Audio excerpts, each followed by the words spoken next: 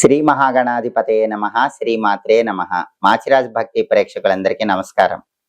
July నెలలో మేషాది ద్వాదశ రాశులకి మాస ఫలితాలు ఏ విధంగా ఉండబోతున్నాయో, అలాగే ద్వాదశ రాశుల వారికి జూలై నెల మొత్తం అదృష్టం కలిసి రావాలంటే ఏ దేవీ దేవతలను పూజించుకోవాలో, ఎలాంటి పరిహారాలు చేసుకోవాలో, ఏ మంత్రం జపించుకోవాలో, జూలై నెలలో ద్వాదశ రాశుల వారికి అనుకూలించే తేదీలేంటో, వ్యతిరేకించే తేదీలేంటో, జూలై నెల మొత్తం కూడా ద్వాదశ రాశుల వారికి మాస ఫలితాలు ఏ విధంగా ఉండబోతున్నాయో ఈ వీడియోలో మనం తెలుసుకుందాం. తదుపరి సింహరాశి.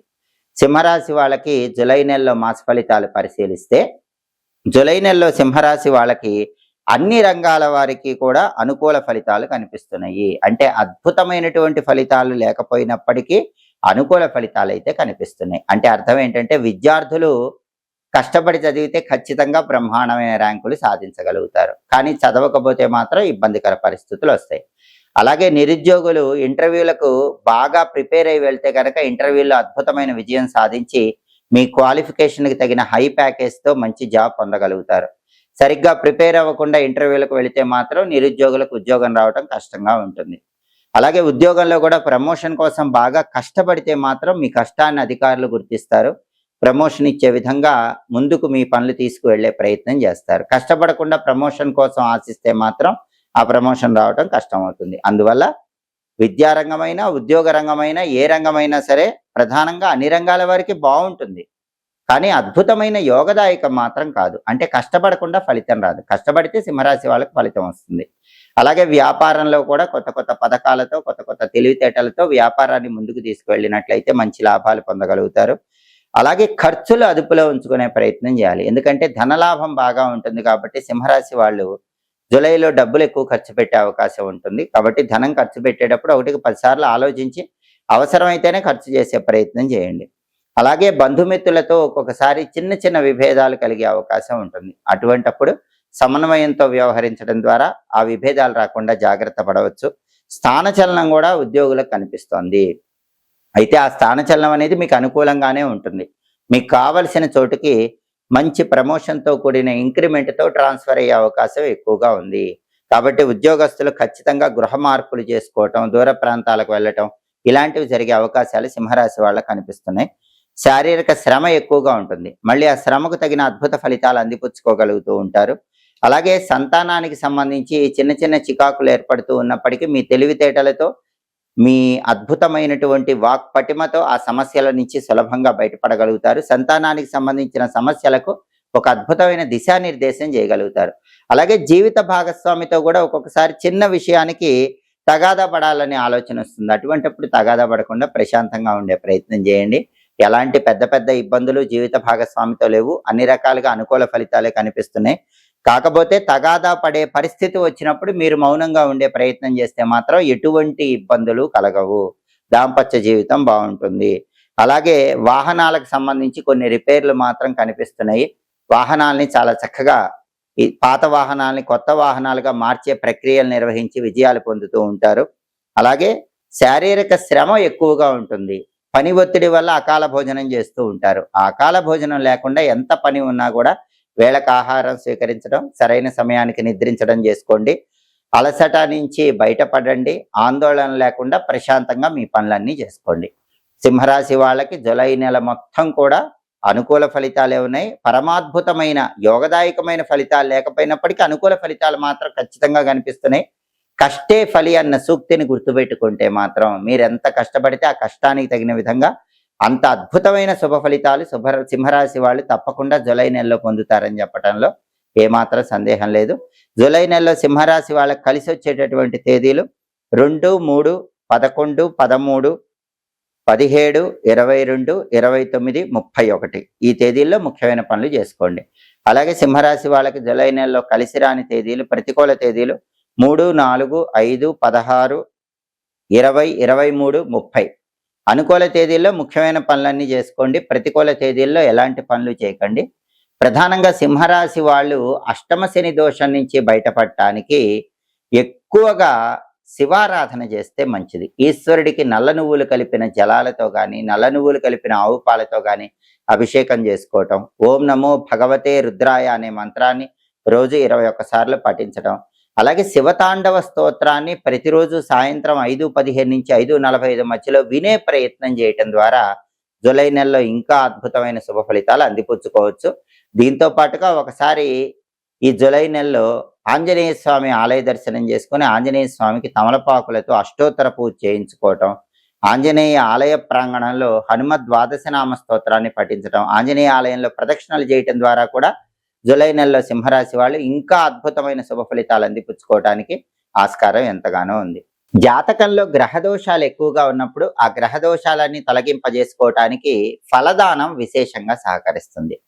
కొన్ని ప్రత్యేకమైన పండ్లు దానం ఇవ్వటం ద్వారా ప్రత్యేకమైన గ్రహాల అనుగ్రహానికి సులభంగా పాత్రలు కావచ్చు. నవగ్రహాల్లో సూర్యుడి అనుగ్రహం కలగటానికి నిమ్మ పండ్లు దానం ఇవ్వాలని జ్యోతిష శాస్త్ర పరంగా చెప్పడం జరిగింది. నిమ్మ పండ్లు ఎప్పుడైనా సరే ఆదివారం పూట దానం ఇచ్చినట్లయితే గృహంలో ఉన్నటువంటి సమస్త వాస్తు దోషాలు తొలగిపోతాయి, దృష్టి దోషాలు తొలగిపోతాయి, సూర్యుడి సంపూర్ణమైనటువంటి అనుగ్రహం కలుగుతుంది. అలాగే అరటి పండ్లు దానం ఇస్తే నవగ్రహాల్లో చంద్రుడి అనుగ్రహం కలుగుతుంది, చంద్రగ్రహ దోషాలు తొలగిపోతాయి. అదేవిధంగా అరటి పండ్లు దానం ఇస్తే లక్ష్మీ కటాక్షం కలుగుతుంది. లక్ష్మీదేవి సహజంగా చెంచల, ఒకచోట స్థిరంగా ఉండదు. అలాంటి లక్ష్మీదేవి గృహంలో స్థిరంగా ఉండటానికి సోమవారం పూట అరటి పండ్లు దానం విశేషంగా సహకరిస్తుంది. అలాగే కుటుంబంలో సుఖ సంతోషాలు వెళ్ళి విరవటానికి కూడా అరటి పండ్లు దానం చాలా అద్భుతంగా సహకరిస్తుంది. అదేవిధంగా గింజలతో ఉన్నటువంటి దానిమ్మ పండు దానం ఇచ్చినట్లయితే నవగ్రహాలలో కుజుడి అనుగ్రహం కలుగుతుంది, కుజదోష తీవ్రతను తగ్గింపజేసుకోవచ్చు. దానిమ్మ పండు దానం ఇవ్వటం ద్వారా సర్వ వ్యాధుల తీవ్రతను తగ్గింపజేసుకోవచ్చు, సర్వ పాపాలు తొలగిపోతే దీర్ఘాయుర్దాయం చేకూరుతుంది. మంగళవారం రోజు దానిమ్మ పండ్లు దానం ఇవ్వటం విశేషమైన శుభ ఫలితాలను కలిగింపజేస్తుంది. అలాగే బుధగ్రహ దోషాలు తొలగింపజేసుకోవటానికి మామిడి పండును బుధవారం దానం ఇవ్వాలి. మామిడి పండ్లు దానం ఇవ్వటం ద్వారా బుధగ్రహ దోషాలు తొలగింపజేసుకోవడంతో పాటుగా అది దేవతలకు ప్రీతికరమైన పండు కాబట్టి సమస్త అభీష్టాలు నెరవేరుతాయి, కీర్తి ప్రతిష్టలు కలుగుతాయి.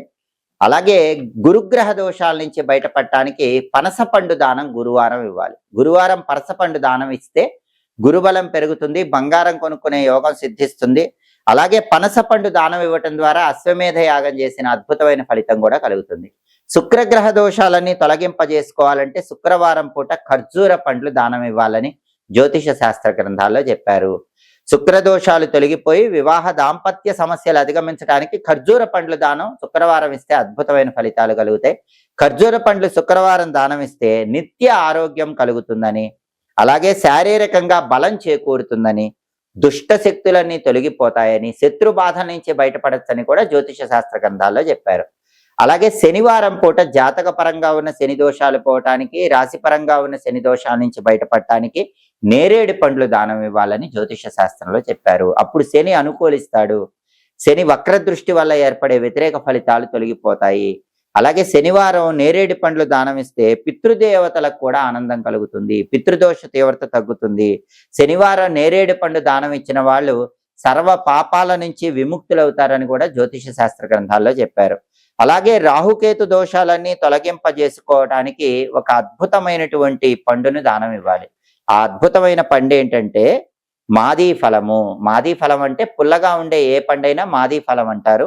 సహజంగా దబ్బ పండు కానీ పెద్ద నిమ్మ పండు కానీ వీటిని మాదీ ఫలం అనే పేరుతో పిలుస్తారు. వీటిని ఎప్పుడైనా సరే మంగళవారం కానీ ఆదివారం కానీ దానం ఇచ్చినట్లయితే రాహుకేతు దోషాలన్నీ కూడా తొలగిపోతాయి. అలాగే ప్రధానంగా కేతుగ్రహం సంపూర్ణంగా యోగించడానికి ఈ మాదీ ఫలం అంటే దబ్బ పండు కానీ పెద్ద నిమ్మ పండు కానీ ఎక్కువగా సహకరిస్తుందని జ్యోతిష శాస్త్ర గ్రంథాల్లో చెప్పారు. ప్రధానంగా ఒక్కొక్కసారి భయంకరమైన రాహుదోషాలు ఉన్నప్పుడు నమ్మిన వాళ్లే వెన్నుపోటు పొడుస్తూ ఉంటారు, దీర్ఘకాలిక అనారోగ్య సమస్యలు ఉంటూ ఉంటాయి.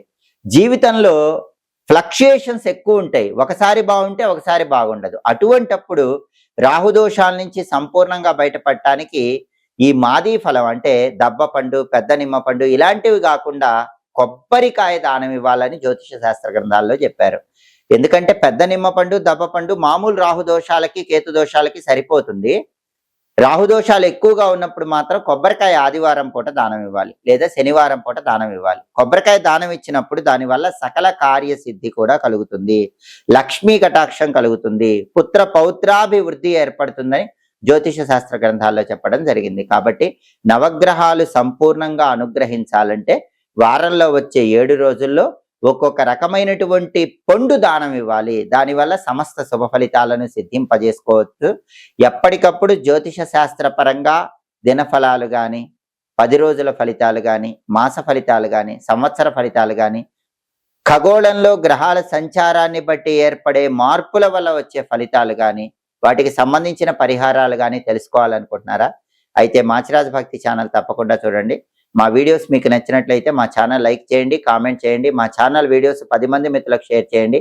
మా ఛానల్ సబ్స్క్రైబ్ చేసుకోండి. పక్కనున్న బెల్ సింబల్ నొక్కటం మాత్రం మర్చిపోకండి. సర్వే జనాః సుఖినో భవంతు. స్వస్తి.